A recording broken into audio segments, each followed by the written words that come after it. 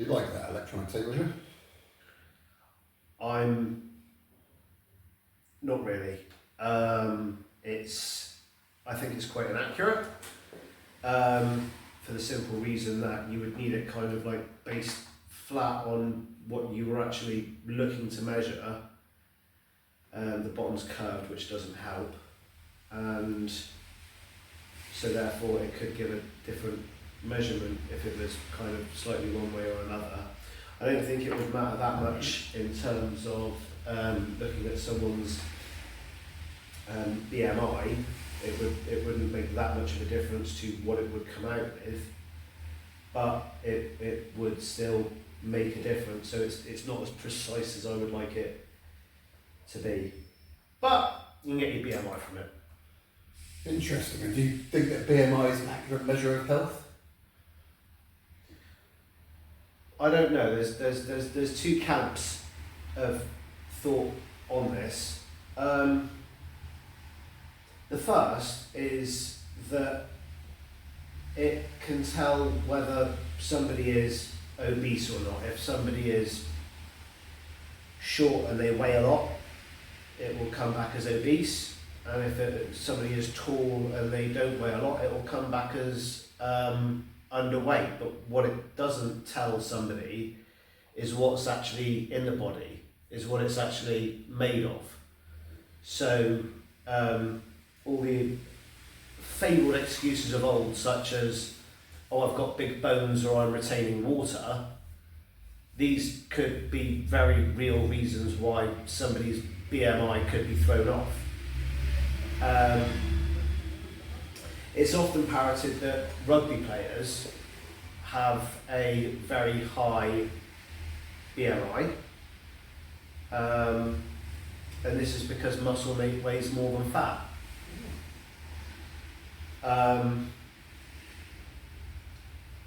In the vast majority of cases, it's a very good, very simple measurement, but that's its problem, is its simplicity. It tells us no more than how tall somebody is and how much they weigh and how much one is divided by the other.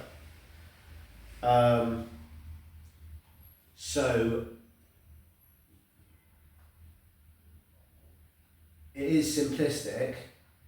It does give it's a good starting point, but it's not one for good measurements. So I mean, there was one measurement that I did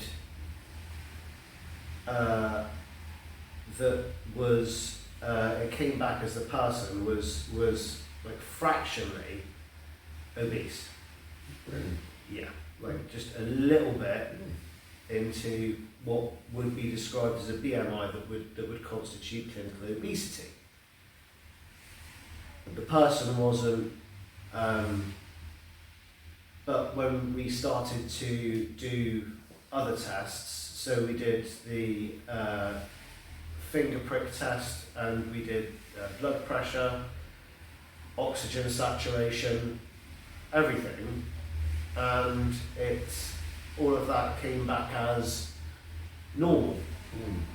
So you would say that like a high BMI would indicate that somebody would have health problems that may lean towards things like respiratory problems, cardiovascular disease, irregular sexual function,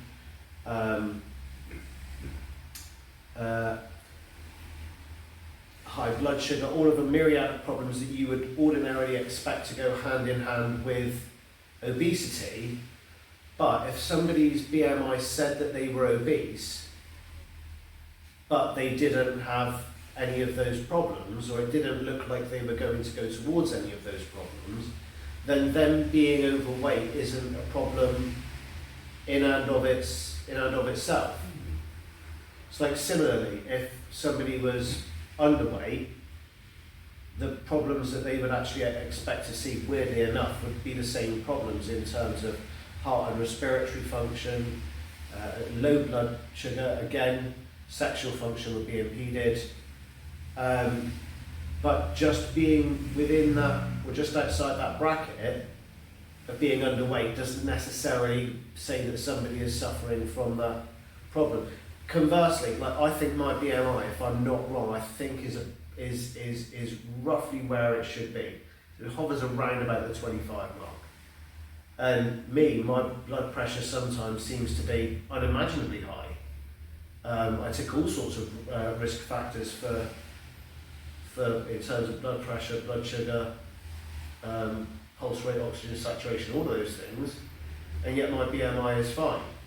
So I mean, it can't be taken as a measurement in isolation, but if somebody's BMI is over 30, we would expect to see those problems start to come about. And if it's under, I think it's 18.5, they changed it recently, if it's under 18.5, then we would start to see those problems, or we would expect to see those problems.